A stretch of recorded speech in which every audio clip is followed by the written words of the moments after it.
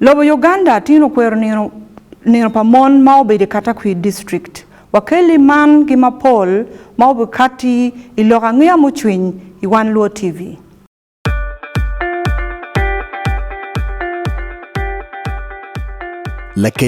At least the one thing for now we can all agree on is the soap to use. He likes that it's big and lasts long. Anti-economy. I like that it keeps my skin smooth. Ate alina echovu. And the children like that. It smells amazing. Everyone is happy. Movit soap comes in 4 fantastic flavors. Movit family soap is truly soap for the whole family. Movit. All day confidence.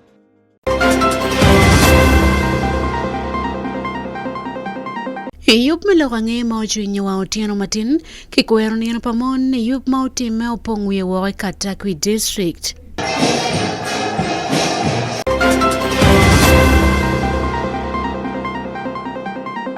Kumalo ma Uganda, lwak tikitam no merkil malo rwom GANGKAL pa ANYIRA ma GUNYWAL chon. Kiribiti nem inne ijale kini ni yen konyipe.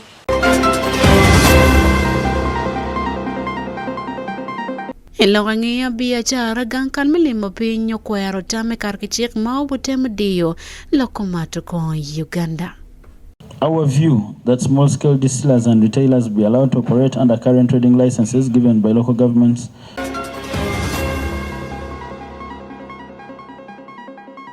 Lobo Uganda tin OKWERO nino pamon mayub madit otime e Katakwi district. Welo me awora obedo President me Uganda Yoweri Kaguta Museveni kachiel gi Lutela e rwom pat. Yub man okelo lwak maduong ma opong wiye woko. Reporter mamegwa Akumu Sunday mimini wu. Jolo kweme mwagaman ne pinino pamon furu berutian machel makata kwi district jolo kwere yub maket mane chake madokore district piere kene magapiare uya biro angej. Moch me mwagaman obedo ni mono dongo beruti pamon kichoma rom ni woki jingo ker pamon metimo BIACARA dokman oberutian long madano wengtika marne ni wek obet kero madit bot mon may Lobo Uganda.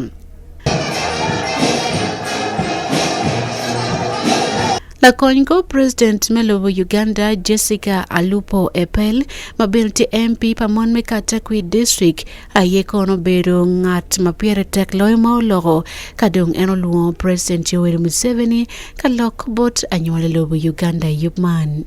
You have the practice of the boy paying bride price for the girl.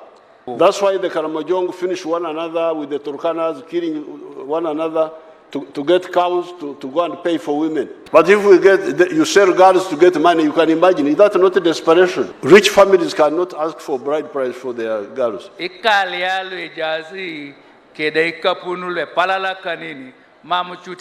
girls have been married. I am a big judge now, big grandfather. But I am the one who pays bride price for them when they get married. I accompany them with the cows. So please, don't jump. The women emancipation program must be organic. It can't be just legislation. That's not the whole society must change. Lutela muken mapat benengologo meneno kero pamon kidong kwen kamamon furuchungi karman Lobo Uganda. It is also telling us that we have not yet closed the pay gap. That in most circumstances, women can be in the same employment as men, but women will be given less pay. It is also telling us that most of the women who are employed, they are employed in less secured, low-paying jobs in the informal sector, temporary job, part-time, like cleaners. Socio-economic transformation is at the heart of the NRM government. In several national development plans, women have featured openly and clearly. Wish to again congratulate you and Mama Janet Kaguta Museveni on marking 50 years in the marriage institution. You'll send our greetings to Mama. She has made us proud as women. She's a role model. Pilawange mojwin iwan luo television ania Sunday Akumu. Kadi koni monotin OKWERO nino pamon ma otime Katakwi. Kumalo me Uganda. Dana mapol gu kati gitam ni mono lutena ANYIRA. Fud gurem gi jemi maduong me konyo gi iko mamegi. Dong Kumalo me Uganda. Dano kati gitam mapat me konyo to twale lutena ANYIRA ma guyach igang. Dong mapol reporter mamegwa omona cloud biminewa. Let's clap for that one. Ikara magemo corona okelo vora I Lobo Uganda. Kikero kigeng, ikumjemi mapol. Ikieno obedo, gen kwan, what, kijemu kena mapol. Mano weka nyira makaro alipapawi ya bero kolo, guno ich. GUNYWAL waka, mafot pegien gu yupe, mebedo kiloteno. Kwan gibeno bale. Dok man, weko gen gu chako kuo kekengi. Dul mapol o chako bieno. Kaneno kit me konyo gi, wekwo gi umeda nyim. Lukin gang makwo ka ANYIRA magi. Beno ku bieno kaneno ki wangi, kit ma ANYIRA magi, tika deno kede chan. Ti ching te yu achel, ma miero kony na ANYIRA magi. Wegen, gunong kit me timo jami mapol. Aloyo Vicky, Mukai, opote peko man. En tamoni, ANYIRA mapol. Magu wore peko makuman, o miero ki fongi ki ti ching. Konyi matek, yan cha wenu wi, beru bizine.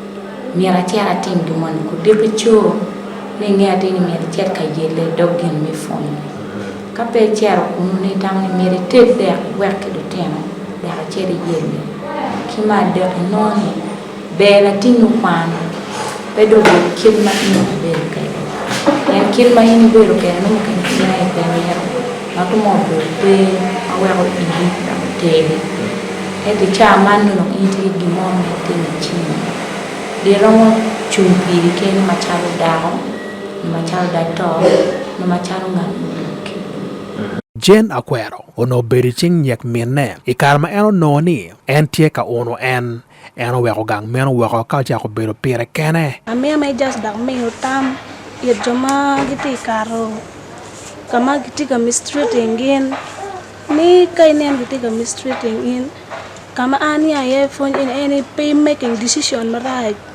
itene kadung giti ka mistreating in mero in the chechi poi gani any pebino like example leti ko manen beri kama ter ma ke beri ka mistreating a decision ma kwanyo o beri ma be well gere a tiera te chor ge ko ke ga men sia le ko lo wiro mo ken ma ke ti karte kar ma a wo ke yene pego kwanyen decision ma kwani go de chun go ba bero chok ke joma gi ngiyo ni romo mi gi tam be ma gi romo lo ko ne ma be Chiemu tok tie kien piny tutwale ikuma ANYIRA GUNYWAL chon magin tie kabero pigin kengi man tie peko chel ma ANYIRA man woro ki iye Grace Lanyero tie ngara chel ma mi otam ikum peko man Kiri beti nem inne I jale kini ni yen konyi pe Nyu nen we inti ngeo mo mango down nen we in la me eto fonyi mi moko tami piri keni fonyi mi wajine aku nyo ka gen mi ne ni be ma po buteri pero eno beno ingeo kin mi moko tami kidong mare ka chel wo fonyu won kin mi mare ka chel ripe ka chel mi logo wo fonyu be kin mi logo da kidong kin mango water ke lutien wa ma onywal mati chingwani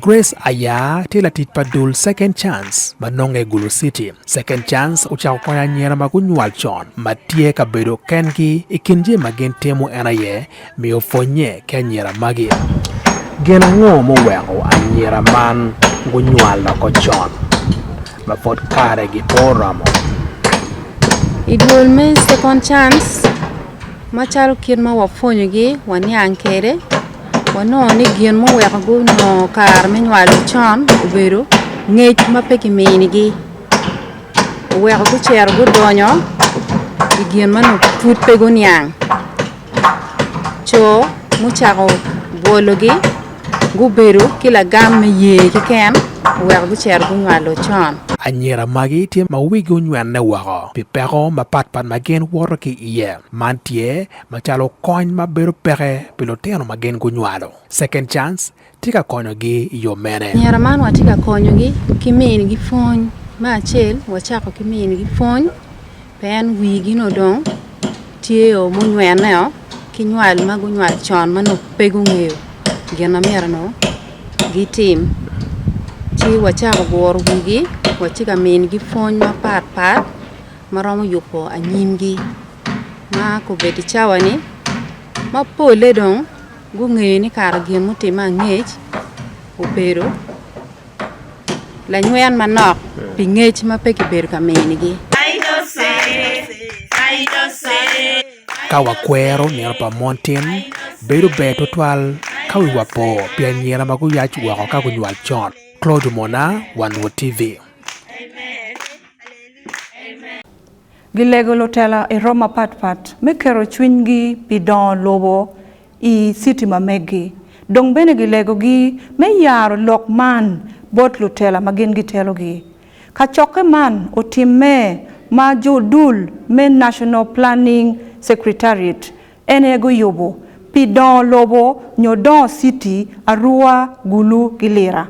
Wanen matut gibot reporter mamegwa Emmanuel Ojok. Lutela misiti mirarua gitia yuba man ni jalo yik cheke mautie pinineno nia judongo city ne. Masago ne yik moku majuluangu kudomo dunia physical development plan. Eni uwo kikare magirombu kanineno kite ma plan ne utie kudu itenge midongo idie city mirarua. Judongo eni matungtung girombu iot mikanso hall mirarua city kujurutela magi ai kudi National Physical Planning Board I Kampala. Jawang City Clerk Mirarua City Jobile Cornelius Owashonia Kadi bende gitia yubani jalo yek eni jurutich podutie manok ento gitembo kanineno nia gikelu jurutich matungtung kani ketu City Development Plan eni. Whatever package you are going to unpack for us, and it is incumbent upon my team and I to ensure that whatever will be delivered here should be able to put it into action. I know that our staffing level as of now is about 83%. The last time you were here, Madam Chairperson, we were short of some critical staff in matters of urban planning and fiscal planning in general. Now, I can authoritatively say the two divisions of Warua City each have their fiscal planners. Each has a surveyor, and we posted a number of also civil engineers at that level. What I'm trying to drive at is that our physical planning committee and the building committee are fully operational because we have the requisite staff in place in this city. NK Mayor Mirarua City Wadri Sam Nyakwa uchekiri bende ni neno nia ngati moku unyotungo plan eni nyoke yik eni kara aloka unen idie City Mirarua. And have it implemented. As she was advising, this plan is too big. We may not implement it all at a go. We shall implement it in phases. So starting from the week after next one, we are going to embark on a series of barazas. We have got a plan with the Office of RCC and Town Clerk. These barazas are not expensive. The only money we need is to take ourselves there. Because most of my barazas will do them on empty stomach. So we are going to, among other things, talk about this. So the fiscal plan is a good thing that helps people, even when they want to buy land, you know what you are buying. Actually, we are telling them, before you buy, come to the fiscal planning office. Say, I want to buy land in this place. You open and let me see where it falls. You might buy a road, a future road. You might buy a future school. You might, so it guides people along. Ngabirano Amanda Mautie Jawikom National Physical Planning Board eni washonia etie kugen mania jurutela mirarua ubeshi mediri wangeni ketu kitiyub eni nyoke yik eni itich. Because it will work against progress, but it will also make the citizens defiant. If the technical people guide as follows, and the political wing rejects or vice versa, and then it is in the public realm. It is very embarrassing. Because even as a family, if a father and a mother or a husband and wife fight before their kids, those kids will also not respect them and not even listen to them. How will you tell them, don't fight, discuss, dialogue, because they are looking at you as an example. So the leadership, we know that we have to guide, and we are sure that Arua will not allow that to happen. Lembe mawuok nyokeo daro ni ng'eiri kawoni ubenyutunia cities adek ikind cities mi Uganda zo judaro kani jolo yik mi physical development plan eni ikind city enigi utie gulu lera man Arua manke municipality aparangwen bende udaro kani jolo physical development plan eni ikind municipality piradek weashel mautie Uganda town council pirangwen we beach udaro kani jolo bende physical plan eni ikind town council daka beach kupiera bora mautie Uganda. Pilembangea miwan luo television nyinga Ujoke Manuel ni ai kudidie city mirarua. Onero matut gin matia bino i BIACARA.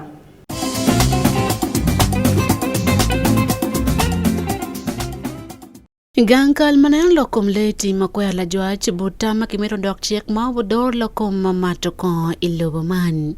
GANGKAL wani monotam matie Alcoholic Drinks Control Bill 2023 obotwero balo BIACARA me limo piny ilobo Uganda kan. Minister matiri pilokom limo piny Martin Magara owailok mapole kamar watiki committee momet moko chik iche angwen. We are choosing the word night economy deliberately from nightlife. The bill also seeks to introduce a host of licenses and fees in addition to the already existing licenses and taxes. Impose taxes and fees including trading licenses, signpost license, billboard license, occupational and health license, medical examination fees, advertising fees, renovation license. Ekarmatike board committee makiloni joint committee of tourism and health owane mor piratekningi ichik man mafut pia kiloko dokom chike kome wekoloto okony bene neno lokom limo piny ilobo man. Mogaro chieko ni tie but chiek man nyotama kimero dok chiek makiloni Alcoholic Drinks Control Bill 2023 ni mapol maobo diyo limo piny Uganda kinti section apawe ngen burma deke mawani mono chato ko miero po betie diwo ingi chawap angwen mo tieno kibene diwo ichwin diwo inino metum chabit manopen ya widano. Entirely agree that government should maintain and enforce licensing for all alcoholic products. It is our view that small-scale distillers and retailers be allowed to operate under current trading licenses given by local governments to avoid the cumbersome process of applying for other forms of licenses. So pay, they call it local service tax. There is a charge on every client every day. It is called local service tax, local hotel tax. And it's a local government tax. How do you remit that tax to the local government? How do you know this facility is in this local government? Eno waini mono lokom lanchi kimuchoro beneti kumatama kimero dok chik mo bodi matek BIACARA magiti keme kilokom limo piny ilobo Uganda kan. Neno pa minister man matut ti lokom magwako kit milimo piny pa lobo Uganda maono waini chon no lo man no tene mapol ni woke limo piny kino berie chiling trillion abitone abichel maono food paya to COVID-19 obino poro. Nothing else in this bill that speaks to enforcing or reducing Ugandans on consuming alcohol. There is nothing. It just says in licensed areas. So someone can buy as much as alcohol as he wants, goes to his home and drink until he dies. So that's why we are saying, what is the purpose of the bill if we are not curing this? See that the minister is interested in guarding the interests of the tourists, the local business communities, the economy of the country. And since tourism brings a lot of money for this country, I realize that the minister is against the bill. So I would want to ask him a direct question. Do you support this bill? Kontaman ni clause number abich bureme abiro ane chimni mon lo biachara magimar makitiko mechato ko yopone kidong wene pokone omiero orotogo beti kiboping mano mita mia ngwen kikaberu me gangkwan otiat kaberu padano kidong bene kaberu me lega onyo kaberu me mato mo pamorka dok bene gankal wan mon man gin mapeti menyo bene pegram ketne tich piene pol kamat kaberu magiti kaberu mo don kampe ke dor gi bene yo mo pore kit mono miero bet kwedem 7B, which speaks to petrol stations not amongst the areas that would be licensed to provide this service. It is one of the products we are developing is to have these services also provided in these various stopovers along most of these routes, tourism routes, like what is on Masaka Road and the rest. They told us that these hotels actually make more money at night, even bars and dance halls make more money at night than during the day. They actually said that life begins at 10 p.m. So meaning that the beer isn't happiness, it isn't life. From what they said is a bad beer. Where we have issues is the consumption bit. Pelonge mochwiny e wan luo television ania Sunday Akumu. Ofoe duogo lokang'eya biachara. Ochiro dong ilokom togo.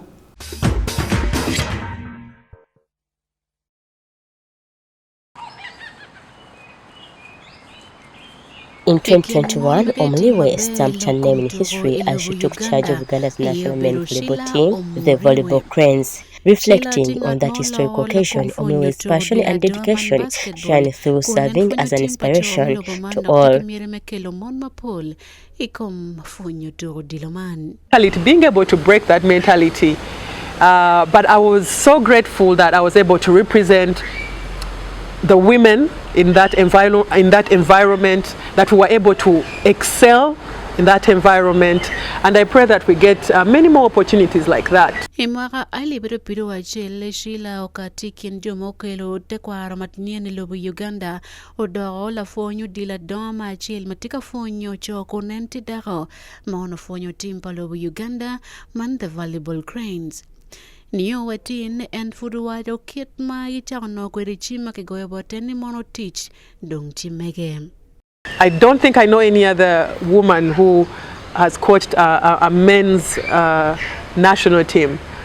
So for me, it's always an opportunity that an experience that I'm grateful for, that was so humbling, that I would do again anytime. During her 2 years in charge, Omliwe faced challenges showcasing resilience and determination in pursuit of our goals. Africa World Cup qualifiers more team Lobo Rwanda. But I've been so fortunate that the players I have worked with, they respect my opinion.